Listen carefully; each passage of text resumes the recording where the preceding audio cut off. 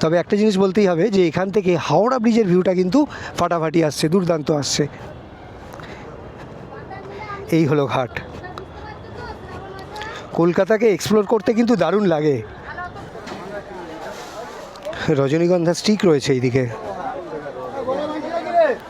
ভাবলাম শুরুটা এখান থেকেই করি, কারণ এখান থেকে ভিউটা দারুণ পাওয়া যাচ্ছে। আমি এখন রয়েছি কলকাতা বা হাওড়ার মল্লিকঘাট ফুল মার্কেটে। এটা কিন্তু এশিয়ার বৃহত্তম নাকি দ্বিতীয় বৃহত্তম ফুল মার্কেট। ওপর থেকে দেখলে আপনারা বুঝতেই পাচ্ছেন। আর ওই পাশে যে দোকানগুলো রয়েছে, মানে যে ছাউনি বা শেডগুলো দেখা যাচ্ছে, ওই পুরোটাই মার্কেট। তো চলুন নিচে নামা যাক। এই হলো হাওড়া ব্রিজ। হাওড়া ব্রিজ ওই দিক থেকে শুরু হয়েছে, আর এই দিকে যাচ্ছে হাওড়া। আর আমরা ফুল মার্কেটে নামবো এই সিঁড়ি দিয়ে। যদিও আজকে আমি শুধু ফুল মার্কেট দেখাতে আসিনি, আমি এসেছি মল্লিকঘাটটা আপনাদের দেখাতে। আমি দেখতে চাই আর আপনাদেরও দেখাতে চাই যে মল্লিকঘাটটা আদৌ পরিষ্কার হয়েছে নাকি আগে যেরকম ছিল সেরকমই আছে। এই হলো মার্কেট। এটা অরিজিনাল মার্কেট, মানে বাঁধা দোকান, বড় দোকানগুলো এদিকে, আর বাইরে যেগুলো বসে আছে যেসব ফুলওয়ালারা, সেটা এই দিকটায়।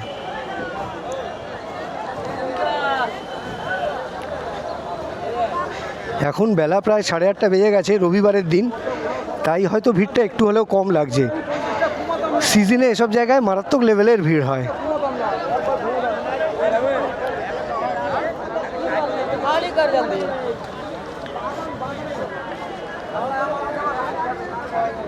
চারিদিকে অসংখ্য রঙের বাহার।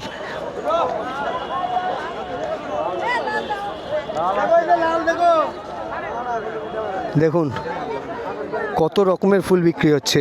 আমি এখন কোনো দাম দর করব না, কারণ শুধু দাম দর করলে, না কিনলে যে কোনো ব্যবসায়ীর মতো এদেরও খারাপ লাগে। তো আমি সেটা চাই না। আর এই মুহূর্তে আমার ফুল কেনার খুব একটা প্রয়োজন নেই, যদিও ফুল কিনতে প্রয়োজনের দরকার পড়ে না, জাস্ট ইচ্ছা হলেই কিনে নেওয়া যায়। ফুল জিনিসটাই এরকম। তো চলুন এক কাজ করি, বরং আমি পাশ দিয়ে একটা গলি খুঁজে নিয়ে মার্কেটের ভিতরে যাই, তারপর মার্কেটের ভিতর দিকটা দেখি আর মল্লিকঘাটটা আপনাদের দেখানোর চেষ্টা করি। তার আগে বলে দিই, ওই দিকেও কিন্তু মার্কেট রয়েছে, ওই দিকেও বিক্রি হচ্ছে। চলুন এখান দিয়ে ঢোকা যাক।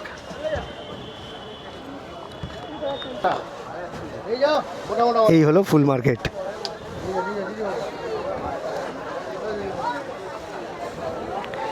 যেমন ফুল আছে, ফুলের ওপর মৌমাছি ভর্তি হয়ে আছে, ঠিক ঠিক করছে মৌমাছি। না থাক, এখন লাগবে না। সাধারণত আমরা এরকম শয়ে শয়ে হাজারে হাজারে মৌমাছি দেখলে ভয় পেয়ে যাই, কিন্তু এখানে দেখছি এত লোক রয়েছে, গায়ে গায়ে মৌমাছি ভিনভিন করছে, কিন্তু কারুর ভয় করছে না, আর আমারও করছে না। দেখুন কি বিশাল ফুল মার্কেট।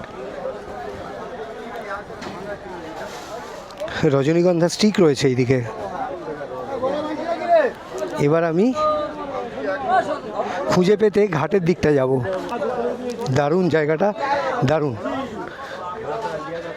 এই যে ঘাটের দিকে চলে এসেছি।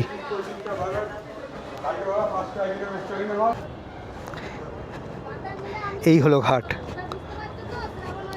কলকাতাকে এক্সপ্লোর করতে কিন্তু দারুণ লাগে।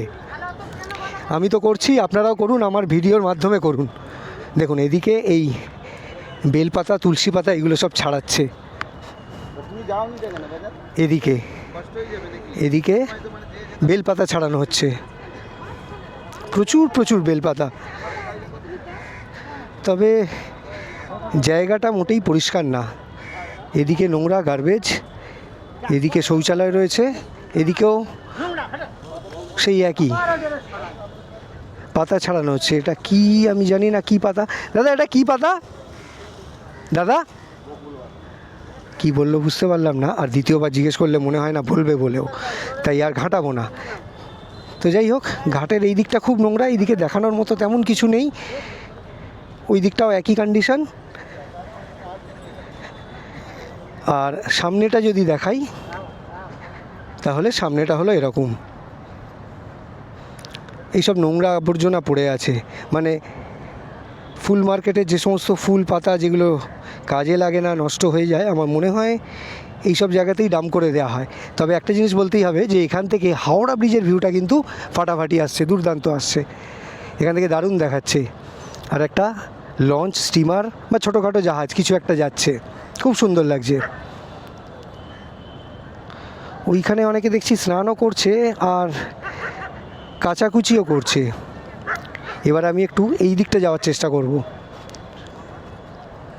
যদিও বেশ নোংরা, তবে এসেছি যখন আপনাদের দেখানোর জন্য এটুকু তো করতেই পারি। দেখুন এগুলো সব আবর্জনা জমে আছে, আবর্জনা বলতে ওই ফুল পাতা এইসবই, আর থার্মোকল, এটা ওটা কোল্ড ড্রিঙ্কস, এসবের ক্যান, ছোটোখাটো প্লাস্টিকের গ্লাস, চায়ের কাপ, এসবও পড়ে আছে, মানে আলটিমেটলি নোংরা হয়ে আছে আর কি। তো এই জায়গাগুলো পরিষ্কার হলে খুব ভালো হয়।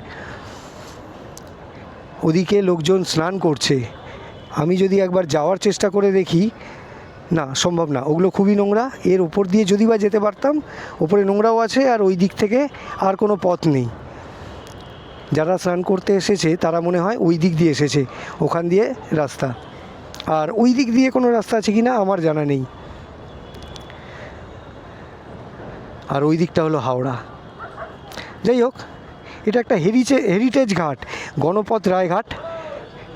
লোকে অনেকেই মল্লিক ঘাটটাকেই বেশি গুরুত্ব দেয়। এই যে এ পাশটা লেখা আছে মল্লিক ঘাট,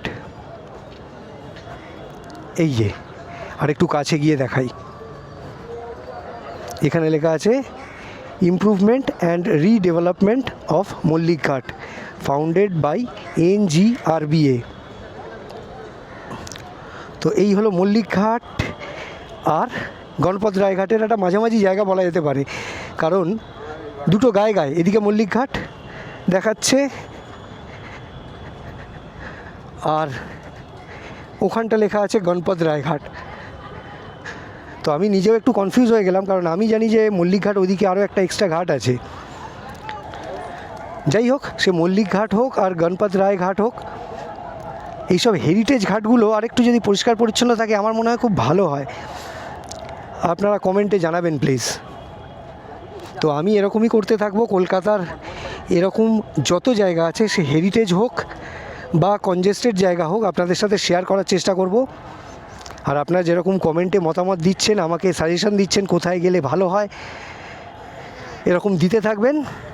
আর আজকের আমার ভিডিও, আমার ব্লগ আমি এখানেই শেষ করব। তার আগে একবার বলে নিই যে আমার ভিডিও, আমার চেষ্টা যদি আপনাদের ভালো লাগে তাহলে আমার চ্যানেলটাকে সাবস্ক্রাইব আর আমার ভিডিওটাকে লাইক আর শেয়ার করে দেবেন। আবার এরকমই কোনো ভিডিওতে কলকাতার অন্য কোনো অংশে দেখা হবে, কথা হবে। ভালো থাকবেন, টাটা।